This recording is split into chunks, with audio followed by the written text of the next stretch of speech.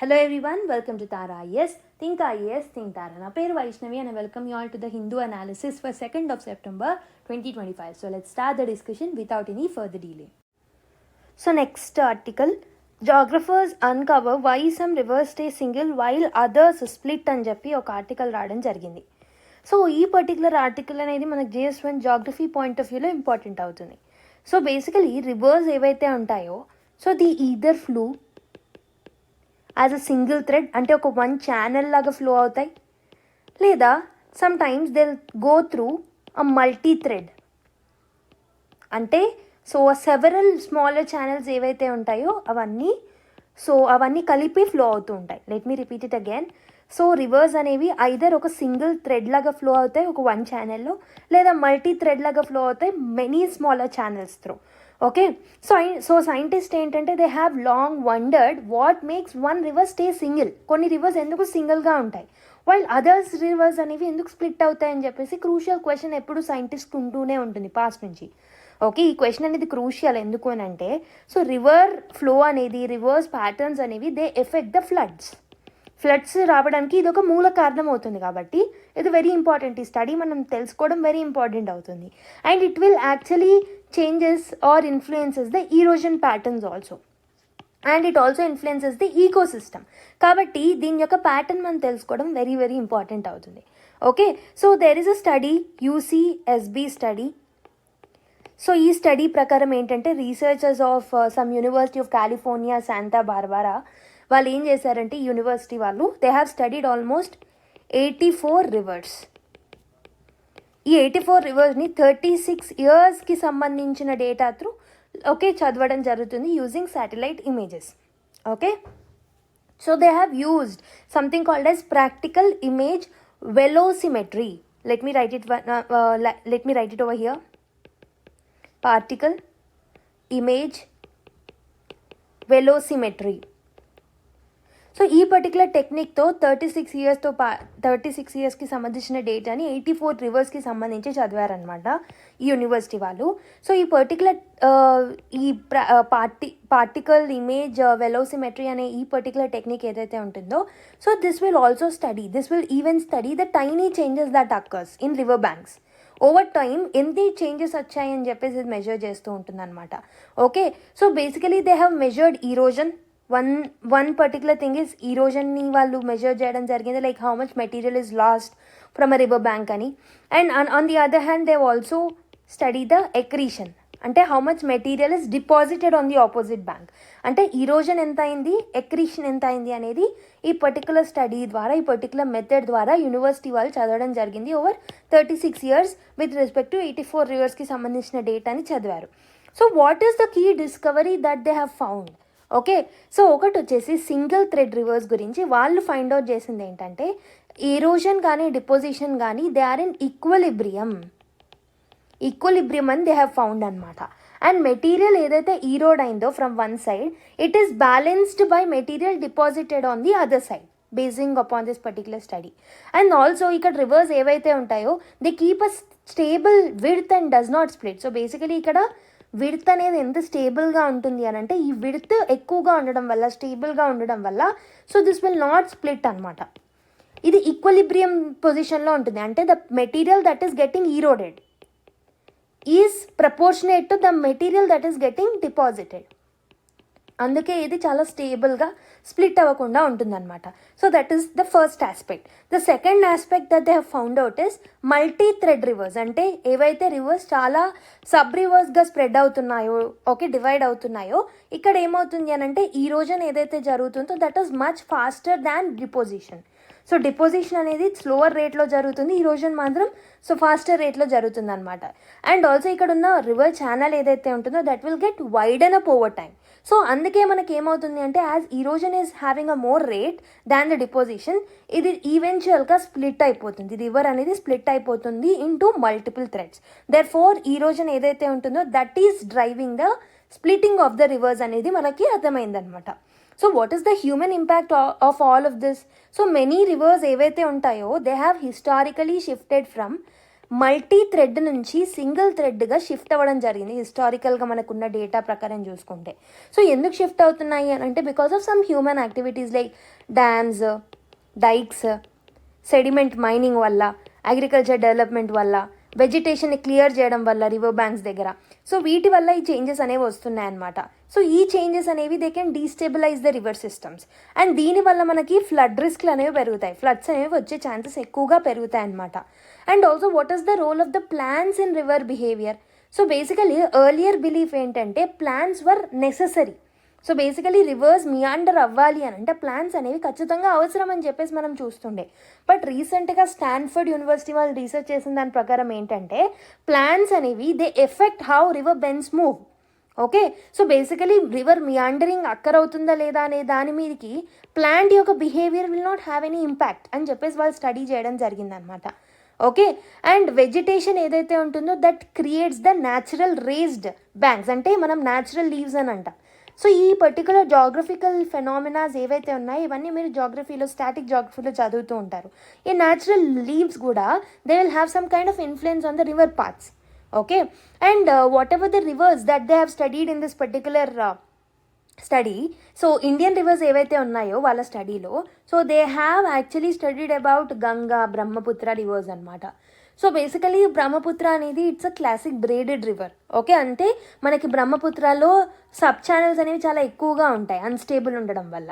So basically దాని threads అనేవి often they'll get widened, right? So this particular is challenging the old assumptions that erosion and deposition అనేవి బ్యాలెన్స్డ్గా ఉన్నాయనే ఒక thought అనేది ఇక్కడ ఛాలెంజ్ అవుతుందన్నమాట. Whatever the study that we have come up with. So let me repeat it again. So మీకు చాలా confusion ఉండుంటుంది ఈ పర్టికులర్ ఆర్టికల్కి సంబంధించి. సో బేసికలీ ఏంటంటే first aspect is the scientist have study, the scientific కమ్యూనిటీకి ఎప్పుడు ఒక క్వశ్చన్ అనేది మైండ్లో రైజ్ అవుతుంది. ఏంటది?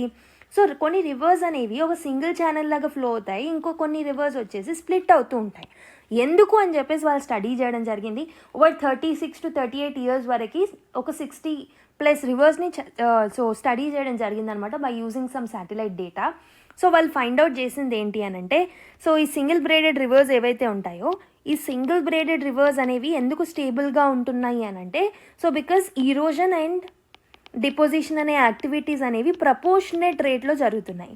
వెరాజ్ మనకి మల్టీ థ్రెడెడ్ ఛానల్స్ ఏవైతే ఉన్నాయో ఇక్కడ ఏంటంటే ఈరోజన్ యొక్క రేట్ అనేది it is more than deposition rate. So దీనివల్ల అన్స్టేబుల్గా మారుతుంది, అన్స్టేబుల్గా మారిపోయి రివర్ అనేది సబ్ రివర్స్గా డివైడ్ అవుతుంది అనమాట. Okay, so this is the ultimate thing that they have found out. So ఇది మనకి ఫ్లడ్స్ ఎలా ఎఫెక్ట్ అవుతుంది అవన్నీ స్టడీ చేయడానికి స్టడీస్ అనేవి హెల్ప్ఫుల్ అవుతాయి. ఓకే, బేసికలీ హిస్టారికల్గా నేను చూసుకుంటే ఈ సింగిల్ బ్రేడెడ్ కాస్త మల్టీ బ్రేడెడ్ అవ్వడం, మల్టీ బ్రేడెడ్ కాస్త సింగిల్ బ్రేడెడ్ అవ్వడం సో చాలా గమనిస్తున్నాం. This is increasing the flood risk among the people అనమాట. Okay, so what are the implication of this study for flood management? So flood risk models ఏవైతే ఉంటాయో they often assume that rivers అనే వాటికి fixed depth ఉంటుంది అని చెప్పేసి చాలామంది నమ్ముతూ ఉంటారు అండ్ విడ్త్ కూడా ఫిక్స్డ్ ఉంటుంది అని చెప్పేసి అంటూ ఉంటారు. బట్ మల్టీ థ్రెడ్ రివర్స్ ఏవైతే ఉన్నాయో they always change the shapes అనమాట. విడ్త్ కానీ డెప్త్ కానీ అవి చేంజ్ అవుతూ ఉంటాయి. కాబట్టి what is the solution for this problem ఏంటి అని అంటే, so first of all what we need to do is we need to update the river flow measurement సిస్టమ్స్ని మనము రెగ్యులర్గా అప్డేట్ చేస్తూ ఉండాలి. This is the first solution that we can come up with. And also nature based మెథడ్స్ని మనము inculcate చేసుకోవాలి. Like artificial ఎంబాక్మెంట్స్తో ముందుకు రావాలి, ఫ్లడ్ ప్లేన్స్ని రీస్టోర్ చేస్తూ ఉండాలి. And also we have to build vegetated buffer జోన్స్ని మనము బిల్డ్ చేస్తూ ఉండాలన్నమాట. Okay, and we need to create the wetlands also. వీటి వల్ల ఏమవుతుంది అని అంటే ఫ్లడ్ రిస్క్లు అనేవి తగ్గుతూ ఉంటాయి. So this is about this particular article. So simple thing ఏంటంటే కొన్ని సింగిల్ రివర్స్ ఉంటాయి, కొన్ని మల్టీబ్రెడెడ్ రివర్స్ ఉంటాయి. ఎందుకు అని స్టడీ చేశారు. సో వాళ్ళు తెలుసుకుంది ఏంటంటే సమ్ టైమ్స్ ఈరోజన్ రేట్ అనేది డిపాజిషన్ కన్నా ఎక్కువగా ఉన్నప్పుడు that will lead to a split of the rivers. So erosion rate అనేది if it is equal to deposition the split of the rivers won't be they stable bed అనేది ఉంటుంది. So ఈ particular study అనేది this will help in flood management. And also what are the solution that they have given is so artificial embankments remove చేయాలి, flood plains restore చేయాలి, and buffer zones build చేయాలి, వెజిటేటెడ్ buffer జోన్స్ని, wetlands తీసుకురావాలి అనే కొన్ని సొల్యూషన్స్ని కూడా mention చేశారనమాట. Okay, so ఈ methods ఏవైతే ఉన్నాయో this can make the river system more stable and దానివల్ల మనకి ఫ్లడ్ హజార్డ్స్ అనేవి తగ్గే ఛాన్సెస్ ఉంటాయి. Okay, next one, all of India breathes bad air AQLI 2025 report says అని ఒక చిన్న ఆర్టికల్ రావడం జరిగింది. సో AQLI అంటే ఏంటి? This is India's air quality index అనమాట. ఎయిర్ క్వాలిటీ లైఫ్ ఇండెక్స్ అని అంటూ ఉంటాం దీన్ని, air quality life index. So ఈ రిపోర్ట్ ఏం చెప్తుంది అని అంటే it shows that all Indians live in areas where air pollution levels అనేవి which are exceeding the World Health Organization ఇచ్చిన లిమిట్ని ఎగ్జిట్ చేస్తున్నాయి. Let me repeat it again. So ఈ రిపోర్ట్ ప్రకారం ఏం చెప్తున్నారు అని అంటే చాలామంది ఇండియన్స్ ఆర్ ఆల్ ఇండియన్స్ ఎక్కడ నివసిస్తున్నారు అని అంటే ఏ ప్రాంతాలలోనైతే WHO రికమెండ్ చేసిన pollution levels or particular air composition levels కన్నా ఎక్కువగా ఉండి పొల్యూట్ అయిన జోన్స్లోనే ఎక్కువగా ఉంటున్నారని చెప్పేసి ఈ పర్టికులర్ ఇండెక్స్ చెప్తుంది. సో WHO ప్రకారం ద సేఫ్ లిమిట్ ఎంత? సేఫ్ లిమిట్ ఎంత అని అంటే PM2.5 లెవెల్స్ ఎంత ఉండాలి అంటే 5 µg/m³ మాత్రమే ఉండాలి. కానీ సో లాట్ ఆఫ్ సిటీస్, ఇండియాలో ఉన్న సిటీస్లో PM2.5 రేంజ్ దీనికన్నా ఎక్కువగానే ఉంది. So worst hit is northern plains అనమాట. నార్త్ ఇండియాలో ఎస్పెషలీ ఢిల్లీ, గాజియాబాద్, కాన్పూర్ లాంటి సిటీస్లో ఏమవుతుంది అని అంటే సీవియర్ పొల్యూషన్ అనేది ఉంటుంది. సో అరౌండ్ 544.4 మిలియన్ పీపుల్ ఎవరైతే ఉంటారో they are living in this particular northern plains. Okay, వీళ్ళు ఏంటంటే they are exposed to dangerously bad air. So ఈ పర్టికులర్ ఏరియాస్ అనేవి they are consistently topping the list of India's pollution hotspots. Okay, so ఈ రీజన్స్ని మనం pollution హాట్స్పాట్స్గా కూడా అనొచ్చు అనమాట ఇండియాలో. సో ఇండియా యొక్క ఓన్ స్టాండర్డ్స్ అనేవి కూడా బ్రీచ్ అయిపోయాయి. Okay, so basically Indian standards అనేవి they are more lenient than WHO standards. Almost మనము ఇక్కడ 5 µg అనేది WHO రికమెండ్ చేస్తే మన దగ్గర 40 వరకే అలౌడ్ అనమాట. సో ఇండియా అనేది more lenient form of rules ఉన్నా సో వీటిని కూడా మనము మీట్ అవ్వలేకపోతున్నాం. So yet 46% of Indian population according to the Indian set data, okay, they are living in this particular polluted areas అనమాట. సో దీనివల్ల life expectancy మీద ఎలాంటి ఇంపాక్ట్స్ ఉంటాయని అంటే Delhi would gain almost 8.2 years of life expectancy if pollution అనేది drop అయితే almost 8.2 years of life expectancy పెరుగుతుంది అని చెప్పేసి WHO చెప్పింది ఢిల్లీలో, ఒకవేళ ఈ పర్టికులర్ అన్నిటిని తగ్గించేస్తే. So even in India's cleanest regions ఏవైతే ఉంటాయో people could live 9.4 months longer, even if it is a cleanest city also ఇండియాలో 9.4 months లాంగర్ వాళ్ళు బ్రతకొచ్చు if there is a clean air. Okay, and if you look at the South Asia's shared crisis, South ఏషియాలో ఉన్న shared crisis అంటే different countries ఏవైతే ఉన్నాయో వాటిల్లో కూడా ఇలాంటి క్రైసిస్ ఉన్నాయి. ఫర్ ఎగ్జాంపుల్ సో ఇండియాలోనే Bangladesh, Nepal, Pakistan, so and also India, ఈ 4 దేశాలు ఏవైతే ఉన్నాయో they combine to pollute the entire reason. Okay, for example Bangladesh ఏదైతే ఉంటుందో it is the most polluted country in the reason for years. Okay, it is almost 12 times more than, okay, worse than what is said by WHO, Bangladesh అనేది. And residents of Bangladesh can gain almost 5.5 years of life expectancy ఒకవేళ pollution అనేది improve అయితే, air quality అనేది improve అవుతాయి. And if you look at the China's picture or China యొక్క data మీరు చూసుకున్నట్టయితే China's air quality అనేది it has worsened by 2.8% in the year 2023. But still air pollutions అనేవి 40.8% లోవర్ దాన్ ఇన్ 2014. సో 2014 కన్నా ప్రస్తుతం ఉన్న ఎయిర్ క్వాలిటీ చాలా improve అయింది. ఓకే, సో ఎందుకనంటే వాళ్ళు ఏంటంటే they have restricted the number of cars in large cities. Okay, mainly cars నంబర్స్ని తగ్గించారు. And they have cut down the iron production, steel production, and they have banned the coal plants అనమాట, new coal plants కొన్ని రీజన్స్లో. And they have shifted home heating from coal to gas or electricity. So ఇంట్లో use చేసే energy ఎక్కువగా gas or electricity నుంచి వచ్చిందే వాడుతున్నారు. ఇలాంటి రూల్స్ అండ్ పాలసీ మెజర్స్ తీసుకోవడం వల్ల so China's battling of air pollution has been decreased. Okay, China air pollution అనేది తగ్గింది. If you look at the global perspective, వరల్డ్ వైడ్లో PM 2.5 లెవెల్స్ అనేవి 2023లో it were higher, almost 1.5% higher than what it is in 2022. And also ఈ 2023లో ఉన్న డేటా ప్రకారం మీరు చూసుకుంటే this is 5 times higher than what is set by WHO as a limit. Okay, so this is a problem, this is the thing that is there in this article. I hope you have understood. Now let's go to another article. Next article, the rise and risk of health insurance in India అని చెప్పి ఒక article రాయడం జరిగింది. So universal health coverage అంటే are universal health care అంటే ఏంటో తెలుసుకోవాలి first. So universal health care అంటే ఇట్ మీన్స్ క్వాలిటీ హెల్త్ అనేది ప్రతి ఒక్కరికి ఉండడం అనమాట. So the quality health care for all is nothing but universal health care. Okay, so regardless the ability of the payment that they do, వాళ్ళకి proper quality health care అనేది facilities అనేవి అందితే అప్పుడే మనము what we can tell is so ఆ particular country అనేది it has achieved universal health care అని చెప్పొచ్చు అనమాట. Okay, and India has been discussing this universal health care since 1946లో బోర్ కమిటీ రిపోర్ట్ ఇచ్చింది. ఆ బోర్ కమిటీ రిపోర్ట్ నుంచే మనకి యూనివర్సల్ హెల్త్ కేర్ లాంటి టాపిక్స్ అనేవి ముందుకు వస్తున్నాయి. Okay, but the goal that remains largely unmet even till now. Even after 8 decades, goal అనేది ఇంకా మొత్తం రీచ్ అవ్వలేదు. So what is the growing illusion అని అంటే insurance is a universal health care. If you look at the insurance as a part of universal health care, so ఒక impression అనేది create అయిందనమాట that ఒకవేళ హెల్త్ ఇన్సూరెన్స్ అనేది మనము expand చేస్తే that will help in achieving the universal health care అనే ఒక illusion are impression అనేది పెరిగింది.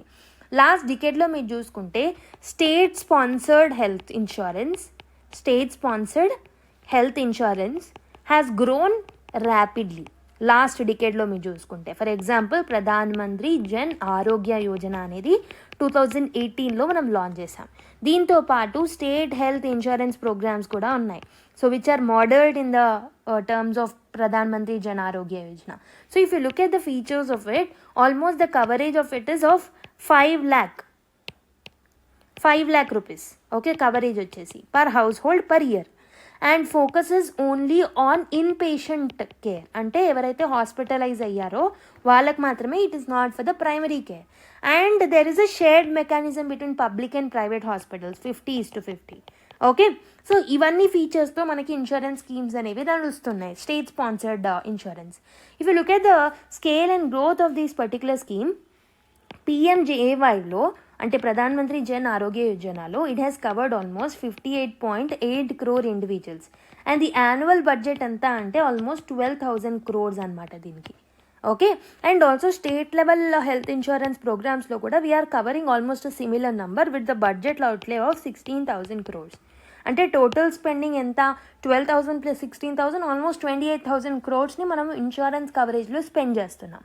ఓకే, సో బట్ స్టిల్ ఓవరాల్గా మనం చూసుకుంటే this is only 8 to 25% of the total expenditure, public health expenditure. Okay, what are the fault lines in this particular system? మరి ఇలా అన్నీ నడుస్తున్నాయి కదా, but what are the fault lines that are there? So first thing ఏంటంటే profit driven medicine అనేది రీసెంట్గా మనం చూస్తున్నాం. Okay, so 2/3 of PMJA funds, okay 2/3 of total PMJAY funds ఏవైతే ఉన్నాయో they are going to the private hospitals only. 2/3 అంటే 66% మనకి private హాస్పిటల్స్లోనే వెళ్తున్నాయి. అండ్ ప్రైవేట్ ప్రొవైడర్స్ ఎవరైతే ఉన్నారో they are motivated by profit, మనకు తెలిసిందే. And they are very very poorly regulated. So insurance is strengthening their dominance instead of improving the public facilities. That is a problem that is being created. ఎందుకంటే మనం private సెక్టర్కి ఎక్కువ ఇస్తున్నాం కాబట్టి. Second issue is neglect of the primary care. అంటే insurance schemes ఏవైతే ఉన్నాయో they are more focused on the hospitalization only. Secondary care మీదే focus చేస్తున్నాం. We are not focusing on a primary care. It is remaining unfunded. That is another problem. Next problem ఏంటంటే utilization gaps కూడా ఉన్నాయి. So what is the coverage that is claimed అంటే almost 80% of the population. So but actual usage ఎంత అంటే 35% of them are only insured. Okay, అంటే మొత్తం అందరికీ ఈ పర్టికులర్ బెనిఫిట్స్ అనేవి ప్రాపర్గా రీచ్ అవ్వట్లేదు. And there is also discrimination among the patients. ఎలాంటి డిస్క్రిమినేషన్ ఉంటుంది? ప్రైవేట్ హాస్పిటల్స్ ఎవరైతే ఉన్నారో they are preferring uninsured patient. ఎందుకు అని అంటే దే పే మోర్ కాబట్టి. And public hospitals are preferring the insured patients, ఎందుకంటే వాళ్ళకి రీఎంబర్స్మెంట్ వస్తుంది. ఇలాంటి డిస్క్రిమినేషన్ అనేది కూడా చూస్తున్నాం అనమాట.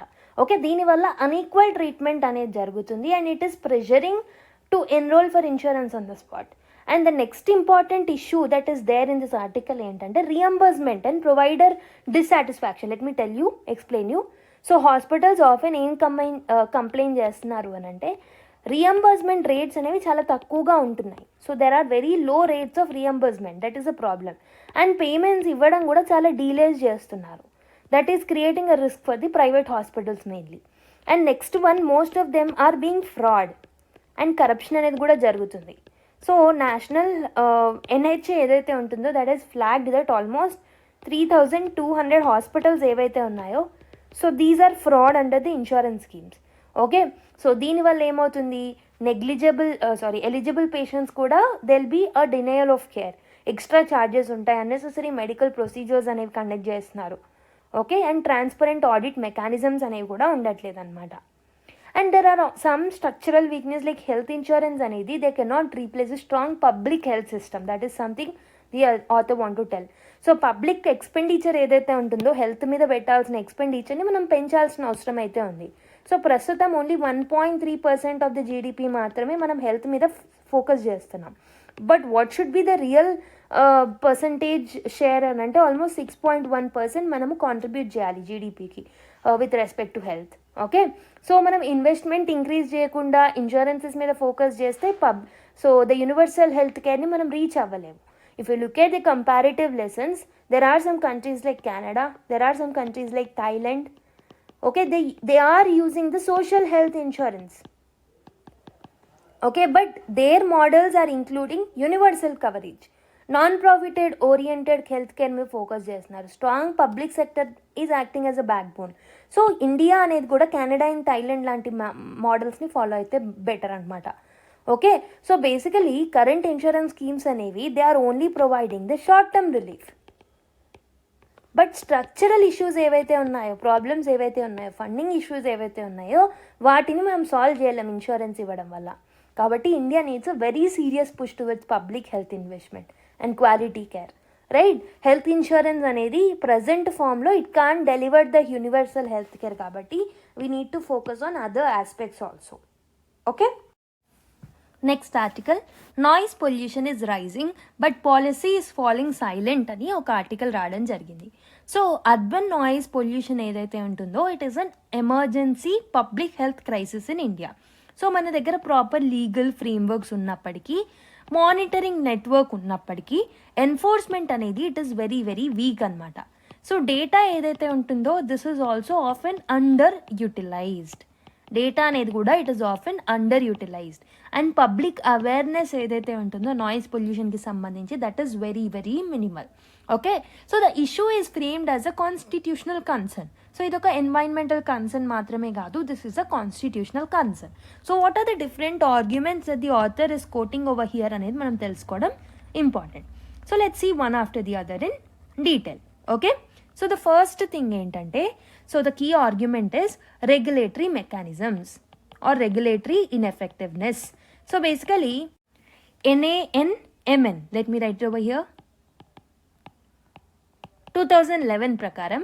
సో బేసికలీ ఏంటంటే ఇది రియల్ టైమ్ మానిటరింగ్ చేయాలన్నమాట. So but it is just functioning as a data store. డేటాని మాత్రమే స్టోర్ చేసుకుంటుంది కానీ మానిటరింగ్ మెకానిజం అనేది ఉండట్లేదు అనమాట. ఓకే, అండ్ దీని కింద సెన్సర్స్ని ప్లేస్ చేయాలి. But most of the sensors are placed incorrectly. Almost 25 to 30 feet high so place చేయడం వల్ల this is violating the CPCB యొక్క గైడ్లైన్స్. 2015లో so Central Pollution Control Board కొన్ని గైడ్లైన్స్ని ఇచ్చిందనమాట నాయిస్ పొల్యూషన్కి సంబంధించి. సో దాన్ని వైలేట్ చేస్తుంది ఈ సెన్సార్స్ అనేవి ప్రాపర్ పొజిషన్లో పెట్టకపోవడం వల్ల. అండ్ ఎన్ఫోర్స్మెంట్ ఏదైతే ఉంటుందో that is also very very weak if you're comparing with the countries or areas like Europe. So basically ఇక్కడ ఏంటంటే ఇక్కడ మనకి డిటెక్ట్ చేసిన నాయిస్ డేటా ఏదైతే ఉంటుందో directly this will affect the policy and decision making. But ఇండియాలో అలాంటివి లేవన్నమాట. మెకానిజమ్స్ అనేవి చాలా వీక్గా ఉన్నాయి, regulatory mechanisms. And second aspect అనేది, so there are some constitutional dimensions to this noise pollution. For example article 21 speaks about right to life. So దీంట్లో మనకి this speaks about mental and environmental wellbeing also. Okay, so noise pollution అనేది it's not about the environmental issue, not only about the environmental issue, this is also a part of right to life. And article 48A, according to article 48A, it's the duty of the state to protect the environment. Again, this is another aspect, okay, that will directly cover the noise pollution. Okay, and Supreme Court kuda it has recognized the noise pollution as a fundamental right issue. And 2024లో రీసెంట్గా కూడా supreme court చెప్పడం జరిగిందనమాట. Okay, so what is the safe limit of the noise అని అంటే 50 decibels per day or else 40 decibels ఏవైతే ఉన్నాయో, so this should be in the night time అనమాట. ఓకే, సో డే టైంలో మాత్రం 50 కన్నా ఎక్కువ దాటకూడదు. So routinely Delhi and Bengaluru ఏరియాస్లో 65 to 70 decibels అనేవి ఉంటున్నాయి. Okay, so that is creating a problem. So public health and ecological కాస్ట్లు కూడా ఉంటాయి నాయిస్ పొల్యూషన్ వల్ల. For example, what is the health impact of the noise pollution అంటే, సో మనకి sleep disturbance ఉంటుంది, మెంటల్ ఫెటీగ్ అనేది ఉంటుంది, కార్డియోవాస్కులర్ స్ట్రెస్ అనేది డెవలప్ అవుతుంది, కాగ్నిటివ్ ఇంపైర్మెంట్ అనేది కూడా వస్తుంది అనమాట. So if you look at the ecological impact, 2025లో ఆక్లాండ్ స్టడీ ప్రకారం నాయిస్ అనేది it will disturb the bird communication also. Birds యొక్క కమ్యూనికేషన్ డిస్టర్బ్ అవుతుంది అండ్ వాటి యొక్క బిహేవియరల్ చేంజ్ కూడా మనం చూస్తూ ఉంటాం అనమాట. And not only the health impacts, ecological impacts, but this will also have a cultural normalisation. For example, honking, drilling and loud speakers ఏవైతే ఉన్నాయో వీటన్నిటిని నార్మలైజ్ చేస్తున్నారు చాలాసార్లు. This has become normal irritants. So noise అనేది most of the times, so basically it is invisible unlike smog or waste. Smog కానీ, waste కానీ, air pollution కానీ, that is very very visible. వెరస్ noise అనేది it's an invisible thing. దానివల్ల that has become a week public outreach and also ఇది ఒక civic ఫెటీగ్ని తీసుకొస్తుంది. This is not visible, this is also creating a political neglect. కాబట్టి మనం ఏం చేయాలి? So నాయిస్కి సంబంధించి ఫస్ట్ ఆఫ్ ఆల్ మనం ఇది ఒక ఎన్వైరన్మెంటల్ ఇష్యూలా కాకుండా హెల్త్ ఇంపాక్ట్స్ ఉన్నాయి, సివిక్ ఇంపాక్ట్స్ ఉన్నాయి, పబ్లిక్ ఇంపాక్ట్స్ ఉన్నాయి, చాలా ఉన్నాయి. కాబట్టి కొన్ని రిఫార్మ్స్ తీసుకురావడం very very important. First reform that we can bring is decentralise the monitoring. అంటే లోకల్ బాడీస్ ఏవైతే ఉంటాయో they need to get this particular data regarding the noise pollution. And మనకి డీసెంట్రలైజ్ చేసిన తర్వాత ఎవరైతే లోకల్ బాడీస్ ఉంటాయో, local bodies need to enforce, they need to get a power to enforce based on the data that they have picked up. And the second thing is they need to link monitoring with the penalties. So zoning కంప్లైంట్స్ని తీసుకురావాలి, construction bans తీసుకురావాలి if there is any violation. And also public awareness is also very very important. We have to institutionalise the public awareness. Okay, and also urban ప్లానింగ్లో we have to embed this acoustic resilience, అంటే sound resilience or sound issues or noise pollution ఇష్యూస్ని కూడా consider చేయాలి while coming up with the traffic designings or buffer zone designings, zoning designings etcetera. So we need to come up with green buffers. Traffic డిజైన్లో కూడా గ్రీన్నెస్ని తీసుకురావాలి. So fifth thing is we need to adopt a right based approach. So ఇది ఒక constitutional concern కూడా కాబట్టి, as it is violating the fundamental rights కాబట్టి, so we need to come up with the right based approach. So make noise control a part of a fundamental urban governance. So the core message that we can get from this article ఏంటంటే noise pollution అనేది ఒక public health issue and constitutional right issue. So కాబట్టి మనకు ఒక cultural change అవసరం, policy reforms అవసరం and better enforcement mechanisms అనేవి అవసరం అనమాట. Okay, so yeah, that is about this article. Next article questionable cheer అని చెప్పి ఒక ఆర్టికల్ రావడం జరిగింది. సో మీరు ఇండియా యొక్క Q1 ఫినాన్షియల్ ఇయర్ ఆఫ్ 2024-2025 గాను Q1 జీడిపి గ్రోత్ మీరు చూసుకున్నట్టయితే it has been reported 7.8%. Last క్లాసెస్లో చూసాం. So this has surpassed the RBI's forecast of 6.5%. Okay, but strong growth numbers కూడా కొన్ని క్వశ్చన్స్ని రేజ్ చేశాయి. లైక్ డేటా రిలయబిలిటీ ఎంతవరకు ఉంది, ఫ్యూచర్ ఫిజికల్ ఇంప్లికేషన్స్ ఎంతవరకు ఉన్నాయనే కొన్ని క్వశ్చన్స్ని రేజ్ చేశాయి. So what are the key observations? Manufacturing sector మీరు చూసుకున్నట్టయితే it has reported the growth rate of 7.7% despite the weak indicators. For example, IIP grew only by 3.3%. So it was 4.3% last year. Steel consumption ఏదైతే ఉంటుందో, vehicle sales ఏవైతే ఉంటాయో, freight growth ఏవైతే ఉన్నాయో, ఇవన్నీ తక్కువ అయ్యాయి. Still the manufacturing sector growth is very high. Okay, కాబట్టి ఇక్కడ మేబీ ఏదైనా డేటా అనామలీ ఆర్ డేటా తప్పు తీసుకోవడం అనేది జరిగే ఛాన్సెస్ ఉన్నాయి అని చెప్పేసి అంటూ ఉన్నారు. And if you look at the service sector, so service sector continue to drive the economic performance. Okay, so structural dependence on services is still high. What are the concerns raised? ఒకటి వచ్చేసి data reliability issues. Nominal GDP growth అనేది it is 8.8%, which implies inflation at just 1%. అంటే inflation 1% ఉంటేనే మనకి ఈ nominal GDP growth rate 8.8% ఉంటుంది. కాబట్టి ఇక్కడ డేటా ఇష్యూస్ అనేవి ఉన్నాయి, డేటా రిలయబిలిటీ ఇష్యూస్ అనేవి ఉండొచ్చు. Second thing is government is expecting only 6.3 to 6.8 growth full year. But how government expectations కన్నా ఎక్కువగా ఉంటుంది, right? And if you look at the third aspect, there is a fiscal deficit challenge also. So low nominal GDP growth will reduce the tax revenue potential. Okay, upcoming GST rate cuts అనేవి it will further strain the fiscal resources. Okay, మనకు త్వరలో GST rate cuts అనేవి తీసుకొస్తున్నారు, that will further result in the strain of the fiscal resources, మనకు తెలిసిందే. Okay, కాబట్టి ఈ particular issues data reliability అనేది మిస్ అయినప్పుడు డెఫిసిట్ టార్గెట్స్, ఫిజికల్ డెఫిసిట్ టార్గెట్స్ని అచీవ్ చేయడం కూడా కొంచెం కష్టం అవుతుంది. Okay, so short term optimism from the high Q1 numbers may not sustain if proper reliable data లేకపోతే. రిలయబుల్ డేటానే ఉంటేనే పాలసీ మేకింగ్ ప్రాపర్గా జరుగుతుంది. అండ్ స్ట్రక్చరల్ రిఫార్మ్స్ అనేవి కూడా very very important. Okay, so the key important thing that you can derive from this article ఏంటంటే reliable data లేకపోవడం వల్లనే మనకు అంత గ్రోత్ రేట్ వచ్చింది Q1లో అని చెప్పేసి చెప్తున్నారు. Okay, rethinking carbon pricing and taxes అని ఇంకో ఆర్టికల్. సో బేసికలీ ఇది India and UK free trade agreement గురించి. సో బేసికలీ మనం దీన్ని ఒక బ్రేక్ త్రూగా దాన్ని తీసుకున్నాం, ఒక సక్సెస్గా తీసుకున్నాం India and UK free trade అగ్రిమెంట్ని. But there is another question that is to be raised is UK యొక్క CBAM మెకానిజం, అంటే కార్బన్ బార్డర్ అడ్జస్ట్మెంట్ మెకానిజం. అంటే ఏంటంటే 2027 నుంచి they are going to impose this particular CBAMలో ఏం చేస్తారు అని అంటే ఏవైతే ఇంపోర్ట్స్ యూకేకి వస్తూ ఉంటాయో ఆ యూకేకి వచ్చే ఇంపోర్ట్స్లో if there is any product, for example steel కానీ లేకపోతే ఐరన్ కానీ ఏదైనా వాళ్ళు ఇంపోర్ట్ చేసుకున్నప్పుడు as that particular parent industry will release lot of GHGs, so దాని మీద ఎక్కువ ట్యాక్సెస్ వేయడం జరుగుతుందన్నమాట. ఓకే, సో బేసికలీ ఏవైతే GHG ఎమిట్ చేసే ప్రొడక్షన్స్ ఉంటాయో ఆర్ గూడ్స్ ఉంటాయో వాటిని ఇంపోర్ట్ చేసేటప్పుడు వాటి మీద హెఫ్టీ ట్యాక్సెస్ అనేవి విధిస్తూ ఉంటారు. సో దాన్నే CBAM మెకానిజం అని అంటూ ఉంటారనమాట. సో FTA వల్ల మనకు కొంచెం ఊరట కలిగినప్పటికీ CBAM మెకానిజం అనేది ఇనిషియేట్ అవుతే this will actually offset the FTA benefits. So first issue is carbon pricing cap. India అనేది it has projected the carbon price under the carbon credit trading scheme. So that is around $8 to $10 per ton CO2.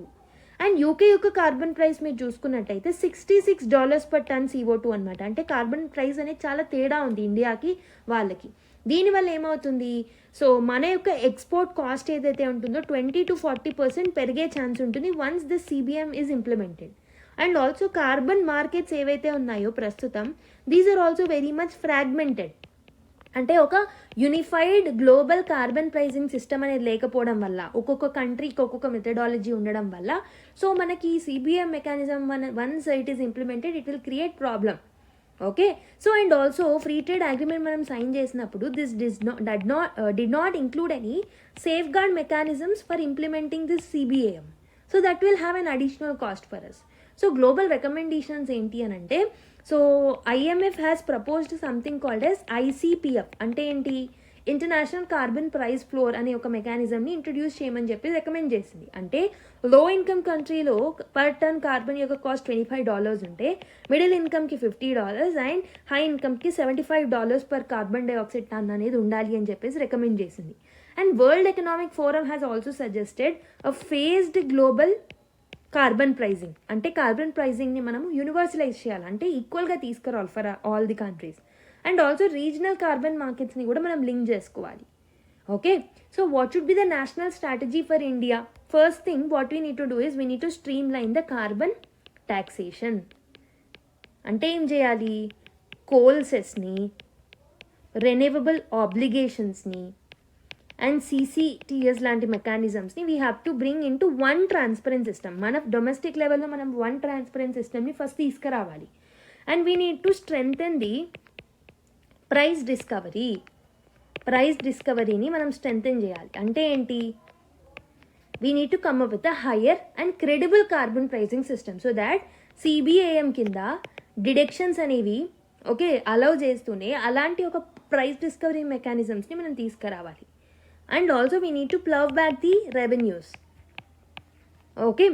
And also ఇంకొకటి ఏం చేయొచ్చు అంటే we need to collaborate with the developing countries. మిగతా developing కంట్రీస్తో కూడా మనం negotiate అయ్యి we need to come up with the farer global norms. So ఇలాంటి steps తీసుకోవడం వల్ల we can easily solve the issue of CBAM, right? Next article, the need to recognise women drug users అని ఇంకో article రావడం జరిగింది. So Jammu and Kashmir ఏదైతే ఉంటుందో it is facing the severe drug crisis అనమాట. అయితే ఈ డ్రగ్ క్రైసిస్లో మీరు చూసుకుంటే women are constituting 7% of the drug users. Almost 2023లో 62,000 విమెన్ డ్రగ్ యూజర్స్ అనే వాళ్ళు ఉన్నారనమాట. But they remain largely invisible in the public and the policy discourse. So what are the challenges that are faced by the women drug users? ఒకటి వచ్చేసి they are facing some social stigma or social isolation. So చాలామంది women families ఎవరైతే women యొక్క drug users families ఏవైతే ఉన్నాయో they are treating it as a shameful activity to families. దీనివల్ల చాలా it is leading to segregation and silence. Second thing is gender sensitive infrastructure అనేది ఉండట్లేదు చాలా మటుకు. రీహాబిలిటేషన్ సెంటర్స్లో విమెన్కి సంబంధించిన ఇన్ఫ్రాస్ట్రక్చర్ ఉండట్లేదు అనమాట. అండ్ విమెన్ కౌన్సిలర్స్ ఉండట్లేదు. That is another problem. And there is no safe space for dialogue. So community support అనేది ఉండట్లేదు అనమాట, which is preventing women from seeking help. And fourth one is trauma which is created due to conflict or loss of family members, unemployment, anxiety. వీటి వల్ల కూడా ఈ addiction and ఈ particular things అనేవి పెరుగుతున్నాయి అన్నమాట. So some women are also coerced in to peddling activities also, right? And what are the systemic gaps? మరి అసలు ఎందుకు డీల్ చేయలేకపోతున్నాం? రీహాబిలిటేషన్ అనేది it should be a punitive issue rather than a reformative one. So it should be a reformative one rather than punitive. But మన దగ్గర reformative one లాగా కాకుండా punitive లాగా అయిపోతుంది అనమాట ఈ పర్టికులర్ ఈ రీహాబిలిటేషన్ అనేది. And also most of the times peddlers ఎవరైతే ఉన్నారో వాళ్ళ యొక్క ప్రాపర్టీ సీజర్ అనేది it is risking criminalisation rather then promoting reintegration. So what are the recommendations that this particular article is giving అంటే one thing is public health approach అనేది తీసుకురావాలి. Like we have to frame addiction as a disease. దీన్ని ఒక disease లాగా చూడాలి. దీనికోసం awareness క్యాంపెయిన్స్ని మనం launch చేయాలి. జెండర్ సెన్సిటివ్ ఇన్ఫ్రాస్ట్రక్చర్ని డెవలప్ చేయాలి. విమెన్ కౌన్సిలర్స్ని తీసుకురావాలి. Third thing is community engagement is very very important. Village లెవెల్లో మనం విమెన్ సపోర్ట్ గ్రూప్స్ని తీసుకురావాలి. Fourth one is policy shift is also needed. ఇవన్నీ తీసుకురావడం వల్ల we can bring lot of changes with respect to women. India US relation trust defines partnership not tariffs అని ఇంకో ఆర్టికల్ అనమాట. So US has imposed almost 50% tariffs on the wide range of India's exports. మనకు తెలిసిందే ఈ విషయం. So mainly labour intensive sectors ఏవైతే ఉన్నాయో లైక్ ష్రింప్ ఇండస్ట్రీ కానివ్వండి, సో జెమ్స్ అండ్ జ్యువెలరీ కానివ్వండి, అగ్రికల్చర్, లెదర్, ఫుట్వేర్, వీటి మీద ఎక్కువ ఇంపాక్ట్ అనేది పడింది. సో ఇంత ట్రేడ్ ఫ్రిక్షన్ ఉన్నప్పటికీ ఇండియా అండ్ US యొక్క పార్ట్నర్షిప్ అనేది ఇట్ విల్ రిమైన్ రోబస్ట్. ఎందుకు అనంటే one important thing is people to people ties వల్ల. So resilient trade and strategic sectors అనేవి they are getting unaffected. For example so unaffected సెక్టర్స్లో మనకి pharma sector ఉంది. So almost మనం ఎంత worth of pharma ప్రోడక్ట్స్ని export చేస్తున్నాము అని అంటే $3.7 billion. ఐటీ అండ్ సర్వీసెస్ మీరు చూసుకుంటే ఆల్మోస్ట్ 33.2 billion ఎక్స్పోర్ట్స్ మనం చేసుకోగలుగుతున్నాం. Defence, aerospace, space, clean technology and energy collaborations అనేవి they are continued to be unaffected. So what are the deeper anchors of the relationship? That is people to people ties. Almost 4.8 million Indian diaspora యుఎస్లో ఉన్నారంటే almost 48 lakh people ఉన్నారు అక్కడ. And also almost 2 lakh plus Indian students are in US universities. దీనివల్ల మనకి cultural integration ఉంటుంది, leadership roles అనేవి ఎక్కువగా ఉంటున్నాయి ఇండియన్ అమెరికన్స్లో.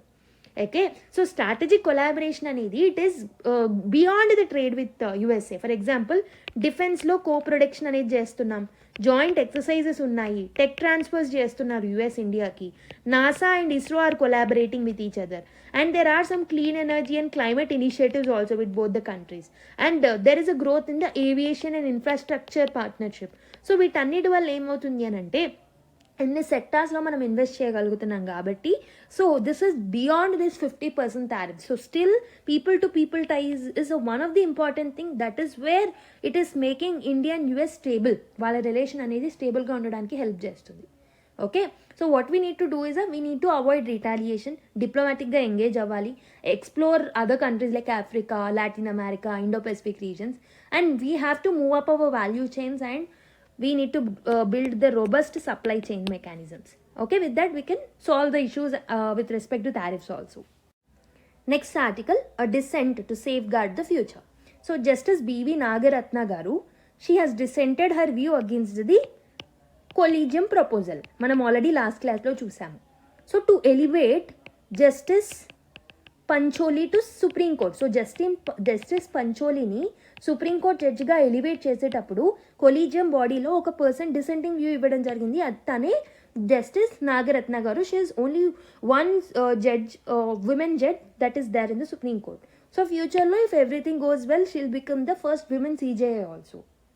Okay, so the dissent is positioned as a step to protect the first thing future క్రెడిబిలిటీని మనం ensure చేయాలి అని అంటే కొలీజియన్ సిస్టమ్కి సంబంధించి ఈ డిసెంట్ ఇవ్వడం జరిగిందనమాట. And also to ensure integrity of the judiciary she has given this dissenting view. So what is the principle behind this dissent? Judicial appointments ఏవైతే ఉంటాయో they have to be done independently by the judiciary only, right? External influence లేకుండా వాళ్ళ decision తీసుకుంటారు, especially executive యొక్క influence లేకుండా. So judges who may become Chief Justice of India must meet exceptionally high standards. అందుకే ఈ particular independence అనేది very very important. Okay, ఎందుకంటే these are the judges, they will maintain the judicial independence కాబట్టి for future generation. So Nagarathna గారు ఎందుకు డిసెంటింగ్ view ఇచ్చారు అని అంటే, ఫస్ట్ థింగ్, సో ఎవరినైతే జడ్జెస్గా సెలెక్ట్ చేసుకోవాలనుకుంటున్నారో so they are not as per the seniority లిస్ట్లో టాప్ ప్రిఫరెన్స్లో లేరు. అండ్ ఆల్సో ఈ పంచోలి అనే పర్సన్ని సెలెక్ట్ చేసుకునేటప్పుడు he is actually not having so basically అతన్ని చూస్ చేసుకోవడంలో ఒక కన్సర్న్ వచ్చేసి జెండర్ కన్సర్న్స్ ఉన్నాయి. అంటే ఇతనికి పైన ఉన్న సీనియారిటీ లిస్ట్లో చాలామంది విమెన్ ఉన్నారు, వాళ్ళందరినీ స్కిప్ చేసేసి ఇతన్ని సెలెక్ట్ చేసుకోవడం తనకు నచ్చలేదు. అండ్ ఇంకొకటి ఏంటంటే there are concerns with respect to merit, సీనియారిటీలో ఇంకా చాలామంది ఉన్నారు. డైవర్సిటీ ఎన్షూర్ చేయాలి. This particular persons are representing Gujarat area. Gujarat నుంచి ప్రాపర్ రిప్రజెంటేషన్ ఉంది మేల్కి, సో అదే గుజరాత్ నుంచి ఫీమేల్ అయినా తీసుకోవచ్చు కదా. ఓకే, సో ఇలాంటి ఇష్యూస్ అనేవి ఉన్నాయన్నమాట.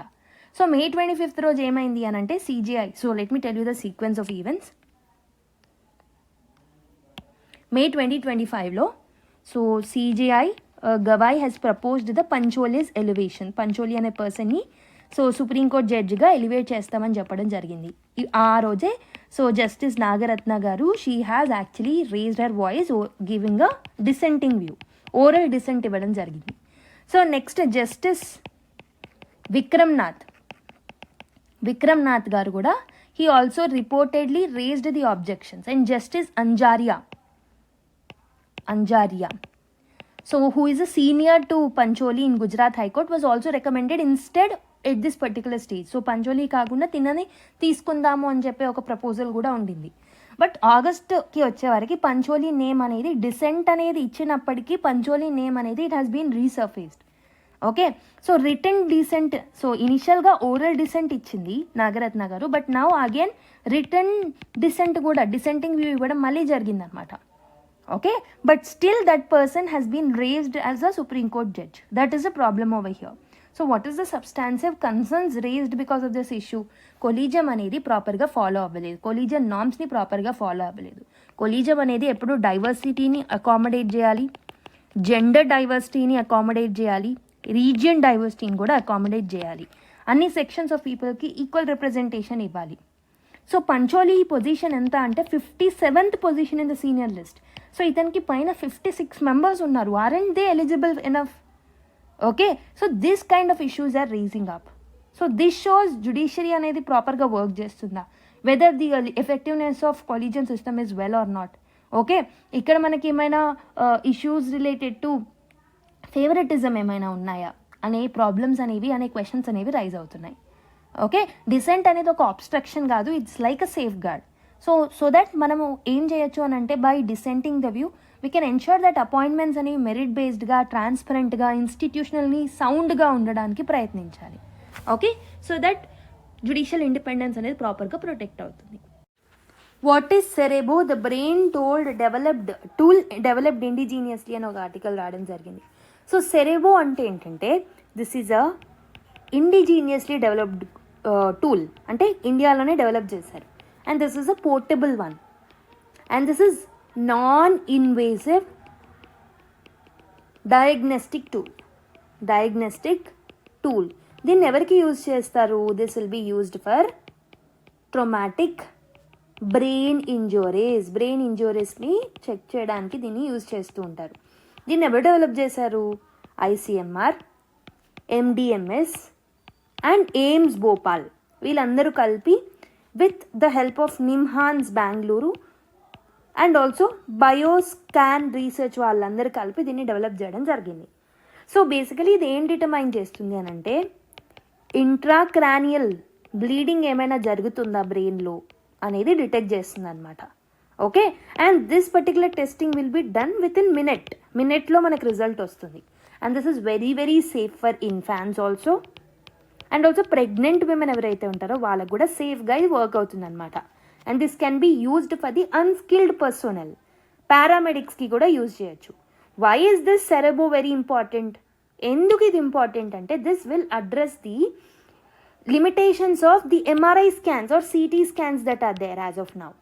ఓకే, ఎందుకనంటే ఇవన్నీ చాలా మటుకు ఇన్యాక్సెసిబుల్గా ఉంటున్నాయి రిమోట్ ఏరియాస్లో, అండ్ ఆల్సో ఎమర్జెన్సీ టైంలో డిలేస్ అనేవి ఇస్తున్నాయి. And these are very expensive, and these are radiation based, అంటే these are having some kind of side effects also. కాబట్టి సెరెబో అనేది it is a right alternative. దీంట్లో మనకి కలర్ కోడెడ్ సిస్టమ్స్ అనేవి ఉంటాయి, radiation free, completely radiation free, and it is a cost effective రిజల్ట్స్ని ఇస్తుంది and within very short span of time. And also basically దీన్ని మనం అంబులెన్సెస్లో, ఓకే, ట్రామా సెంటర్స్లో, రూరల్ క్లినిక్స్లో, డిజాస్టర్ జోన్స్లో, ఇలా డిఫరెంట్ ఏరియాస్లో వాడుకోవచ్చు. And this is designed for early detection so that patient అవుట్కమ్స్ని, సర్వైవల్ రేట్స్ని ఇంప్రూవ్ చేయొచ్చు. And if you look at the validation and evidence, so this has already underwent a clinical validation. Regulatory approvals kuda అయిపోయాయి, feasibility studies kuda complete అయ్యాయి, multi centre performance evaluation కూడా complete చేశారు, దాని యొక్క speed, emergency integration అన్నిటినీ. Okay, and ఈ particular thing అనేది మనకి సర్వేలెన్స్కి హెల్ప్ఫుల్ అవుతుంది. ఓకే, ట్రామాటిక్ బ్రెయిన్ ఇంజురీస్ని డిటెక్ట్ చేయడంలో మనకి హెల్ప్ఫుల్ అవుతుంది. మెయిన్లీ రోడ్ అండ్ ట్రాఫిక్ యాక్సిడెంట్స్లో చాలామందికి సో ఏదైనా బ్రెయిన్ ఇంజురీస్ అనేది చెక్ చేయాలి. అండ్ ఆల్సో వైలెన్స్లో ఏదైనా ఫాల్స్ జరిగినప్పుడు, సో ఇలాంటి ఇష్యూస్లో మనకి చాలా ఉపయోగపడుతుంది అనమాట. ఓకే, ట్రెడిషనల్ మెథడ్స్ ఏవైతే ఉన్నాయో, so this is creating certain kind of problem, కాబట్టి this particular Cerebo will help in solving this particular issue. Okay, next one, can AI image to video feature put children at risk అని ఒక article రాయడం జరిగింది. So basically రీసెంట్గా ఏమైంది అని అంటే, Alexis ఓహనియన్ has posted an AI generated video from a childhood photo with his mother. So basically this video has went viral, 20 million plus views వచ్చాయి, but it has triggered some debate. Okay, ఇది touching ట్రిబ్యూటా లేకపోతే manufactured memory అనే కొన్ని debates అనేవి మొదలయ్యాయి. So basically recent టైమ్స్లో lot of apps and websites వచ్చాయి where AI tools are been used. For example Midjourney లాంటి టూల్స్ కానివ్వండి, గ్రాక్ ఇమేజ్, ఓకే, అండ్ దీంతో పాటు బేసికలీ గూగుల్ ఫొటోస్, వీటన్నిటిలలో క్రియేట్ మోడ్ అనే ఒక పర్టికులర్ ఆప్షన్ ఏదైతే ఉంటుందో, this is allowing easy conversion of photos into videos. ఫొటోస్ని వీడియోస్ లాగా కన్వర్ట్ చేసుకునే ఆప్షన్స్ ఉంటున్నాయి. అయితే earlier AI upscaling has improved quality of old media. So basically old మీడియాని అప్స్కేల్ చేసే టెక్నిక్స్ అండ్ టూల్స్ అనేవి ఉండేవి, but now they are morphing. They can morph and they can manipulate images, they can add movements, they remove objects, they are filling very very very many gaps. So దీనివల్ల కొన్ని legal and ethical dilemmas ఉంటాయి. First thing, this may lead to copyright issues. Okay, So sometimes it might require some permission from the original owners. And second thing is ethical questions are being raised. So should AI animate image of the deceased people అనేది ఒక question raise అవుతుంది. Diseased people అంటే చనిపోయిన వాళ్ళ ఇమేజెస్ని కూడా animate చేయొచ్చా AI అనేది? And అవి creating some false emotional experiences by using AI. So ఇలాంటి కొన్ని ఎథికల్ కన్సర్న్స్ అనేవి ఉన్నాయి. And this also creates the privacy risks also. Okay, and mostly children are also at risk. So AI is lowering the barriers of creating the deep fakes. Mainly minors యొక్క deep fake కూడా పెరుగుతున్నాయి. So cyber criminals ఎవరైతే ఉంటారో they are exploiting the photos of children. So to create the synthetic nude content for extortion కోసం. And for example, USలో ఒక particular teenage person has died through suicide because of this AI related image related harassment వల్ల. Okay, so కాబట్టి even small harmless animation కూడా sometimes it will create and hamper the privacy and dignity of an individual. కాబట్టి ఎంతవరకు ఇది ethically right అనే questions అనేవి raise అవుతున్నాయి. Okay, so this is the particular thing that this particular article is telling. And Google is claiming that they are using safety measures, watermarks, content filters use చేస్తున్నామని. XAI లాంటి websites అయితే they have no response on it. And we are seeing the rise in cases of exploitation. And also proper చట్టాలు regulations అనేవి లేవు. Okay, కాబట్టి మన need of the hour ఏంటంటే safe గార్డ్స్ని తీసుకురావాలి ఇలాంటి వాటిని యూజ్ చేసేటప్పుడు. టెక్నికల్ స్టాండర్డ్స్ని మెయింటైన్ చేయాలి to reduce the misuse of child images. Okay, we need to come up with a balanced approach. We need to allow the creative usage rather than hampering the privacy and safety of a person. Okay, so రీసెంట్గా జరిగిన SEO meet ఏదైతే ఉందో దానికి సంబంధించి various articles రావడం జరిగింది. Let's discuss about that particular articles in detail. But India China relation ఈరోజు క్లాస్లో డిస్కస్ చేస్తాను, కానీ let me discuss is tomorrow because lot many పెద్ద ఆర్టికల్స్ ఆల్రెడీ డిస్కస్ చేస్తున్నాం కాబట్టి. సో రేపు ఫ్రెష్గా I'm hoping that some editorial will be there tomorrow. So రేపు ఫ్రెష్గా డీల్ చేద్దాం చైనా ఇండియా రిలేషన్స్ గురించి డీటెయిల్గా. ఓకే, సో బేసికలీ ఈ పర్టికులర్ ఆర్టికల్స్లో ఉన్నట్టు Tianjin summit or SEO summit ఏదైతే ఉందో దాంట్లో ఉన్న ఇంపార్టెంట్ అవుట్కమ్స్ చూద్దాం. So first outcome is condemnation of the terrorism. So basically terrorism of any form is been condemned in this particular thing అనమాట. సో స్పెసిఫిక్ మెన్షన్ వచ్చేసి Pahalgam attack గురించి mention చేశారు. Jaffar express and Khuzdar attacks these were in Pakistan, వీటి గురించి కూడా special mention చేయడం జరిగింది. And they were calling to end the cross border movements also with respect to terrorists. వీటి గురించి మాట్లాడారు. And also they have adapted something called as Tianjin declaration. So ఈ Tianjin declaration ఏంటి అని అంటే this is a commitment to fight the terrorism, to fight the separatism, to fight the extremism. Okay, so this is to support for multilateralism అనమాట. So this speaks about the multilateralism. So multilateralism అనేది ఒక మంచి global governance system అన్నట్టు దీంట్లో మనము declare చేయడం జరిగింది. Okay, so and also we have actually opposed unilateral coercive measures. For example unilateral sanctions or tariffs ఏవైతే ఉన్నాయో వాటన్నిటిని అపోజ్ చేయడం జరిగింది ఈ తియాన్జిన్ డిక్లరేషన్ ద్వారా. Okay, and what are the Xi Jinping's remarks and proposals అంటే he has criticised the cold war mentality. So cold war మెంటాలిటీని criticise చేయడం జరిగిందనమాట. సో గ్లోబల్ బుల్లింగ్ బిహేవియర్ ఏదైతే ఉంటుందో దాన్ని క్రిటిసైజ్ చేయడం జరిగింది. అండ్ గ్లోబల్ గవర్నెన్స్ ఇనిషియేటివ్ని ప్రపోజ్ చేశారు, GGI గ్లోబల్ గవర్నెన్స్ ఇనిషియేటివ్ని ప్రపోజ్ చేశారు, which will actually strive for sovereignty, equality, rule of law ఇంటర్నేషనల్గా అప్లై అవ్వాలి, మల్టీలాటరల్ అప్రోచ్ అనేది ఉండాలి అని చెప్పేసి అతను మాట్లాడడం జరిగింది. And they have also pledged almost 2 billion yens in grants for SEO nations. Okay, so in 2025 and 10 billion yens వచ్చేసి లోన్స్గా SEO ఇంటర్ బ్యాంక్ కన్సోర్టియంకి కూడా అనౌన్స్ చేయడం జరిగింది. And they have made an agreement to set up SEO development బ్యాంక్ని కూడా మనం set up చేద్దామని ఒక అగ్రిమెంట్ని కూడా తీసుకొచ్చారు. Okay, and also Laos was also added as a new SEO partner country అనమాట. That is another important thing. So what is India's position మరి? So PM Modi has called for zero tolerance for terrorism. Double standards అనేవి ఉండకూడదు అని మాట్లాడారు. He spoke about the coordinated action with respect to terror financing. Okay, radicalisation గురించి మాట్లాడారు. And he has referred the Chabahar port, he has referred the north south transit corridor. So this will improve the regional connectivity అని చెప్పడం జరిగింది. And he has also supported the multilateralism and multilateral reforms. Okay, and కొన్ని important geopolitical references గురించి మాట్లాడారు, like Gaza war గురించి, okay, US and Israeli attacks on Iran గురించి మాట్లాడారు, ఆఫ్ఘనిస్తాన్ గురించి మాట్లాడారు. And also Modi and Russia president అయిన పుతిన్ కూడా కొన్ని డిస్కషన్స్ చేశారనమాట for strengthening the strategic partnership between both the countries.